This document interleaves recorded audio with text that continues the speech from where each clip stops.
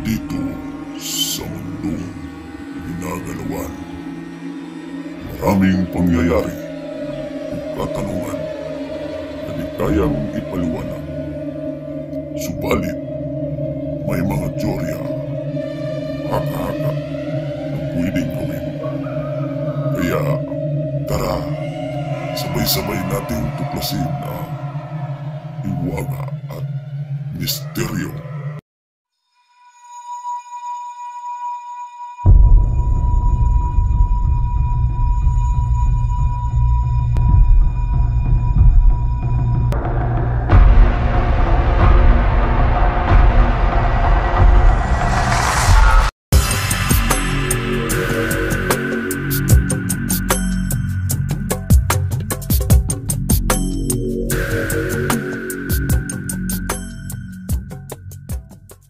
Iniulat na isang source umano ng Philippine Coast Guard ang mga barko ng Chinese Maritime Militia na nagkukumpulan sa Rosal Reef at Escoda Shoal at layon umano ng PCG na pigilan ang mga ginagawang pagwasak sa mga coral sa nasabing lugar.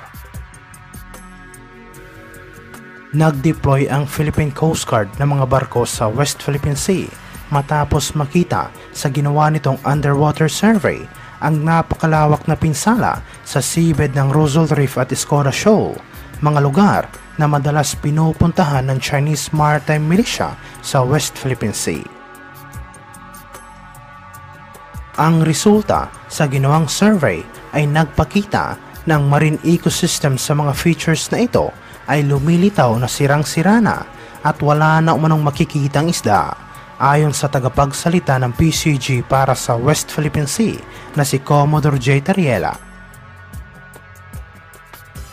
Sinabi niya ng ginawang survey sa Escoda Shoal ay makikita ang discoloration ng seabed nito na malakas na nagpapahiwatig na sinadya itong wasakin at sa katunayan nagbago ang natural na topografiya ng underwater terrain sa nasabing shoal.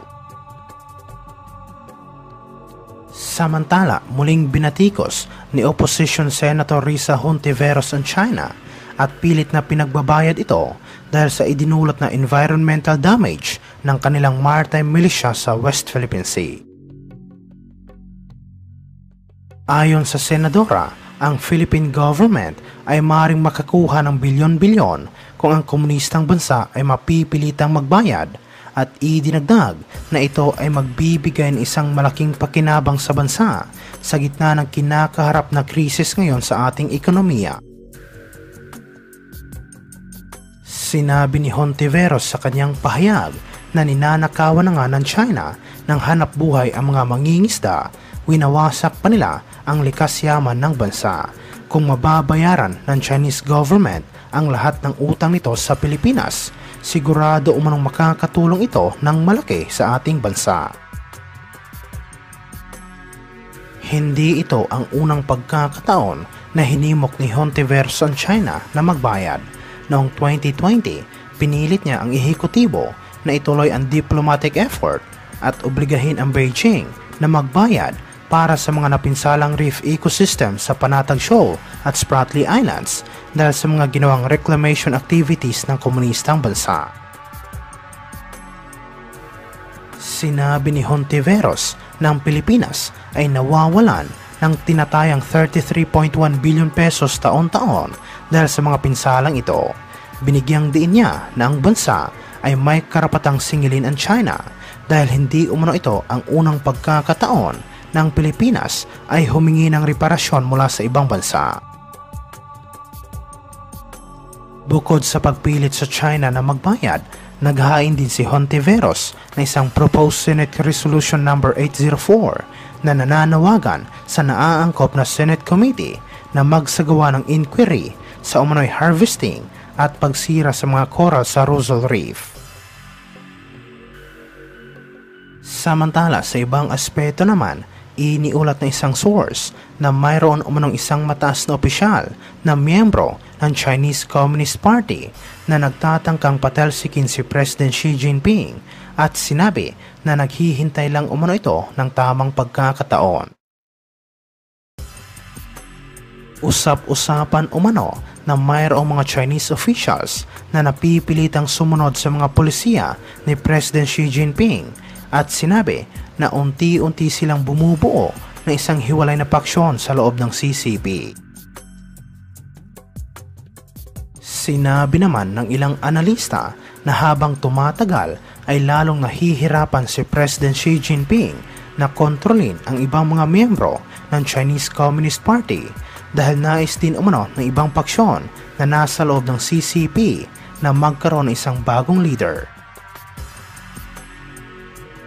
Marami din umanong miyembro ng Communist Party ang palihim na bumabatikos kay Xi Jinping at dahil dito, naniniwala ang mga analista na lalong titindi ang tensyon ngayon sa China at mataas din ang posibilidad ng pag-aagawan ng pwesto ang maging dahilan upang bumagsak ang CCP.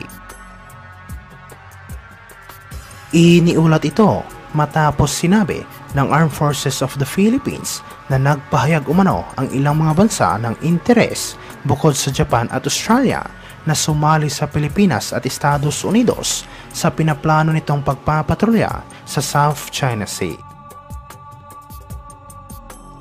Ibinunyag ng hepe ng Sandatahang Lakas na si General Romeo Bronner na nag-alok umano ang ibang mga bansa na sumali sa joint patrol kasama ang Pilipinas at Estados Unidos at sinabi niya na ipapahayag nila ito sa publiko sa tamang panahon. Sinabi ni Bronner sa mga reporters ng development na ito ay isang napakagandang indikasyon na nagkakaisa ang mga bansang mayroong parehong paniniwala sa Pilipinas at ito ay upang itaguyod at suportahan ang pagpapanatili sa rules-based na international order at naglalayong palakasin ang seguridad sa Indo-Pacific region. Noong nakarang buwan, ang Australia at Pilipinas ay nagsagawa ng mga pagsasanay na tinawag na Exercise Alon at ito ang kauna-unahang bilateral na amphibious exercise sa pagitan ng dalawang bansa at ginawa ito pagkatapos ng Exercise Karabaru, isang 3 linggong pagsasanay na naganap sa Australia. Sumali ang Japanese Coast Guard sa Pilipinas at Estados Unidos para sa 1 linggong pagsasanay na tinawag na Kaagapay Trilateral Exercise. Sumali din ang Australia bilang observer at isa pang trilateral exercise ang ginawa noong nakarang buwan sa pagitan ng Japan, US at Australia. Binatikos ng Armed Forces of the Philippines ang ginawang agresyon ng China sa West Philippine Sea matapos tinangka na namang harangan ng Chinese Coast Guard ang resupply mission nito sa BRP Sierra Madre sa Ayungin Shoal.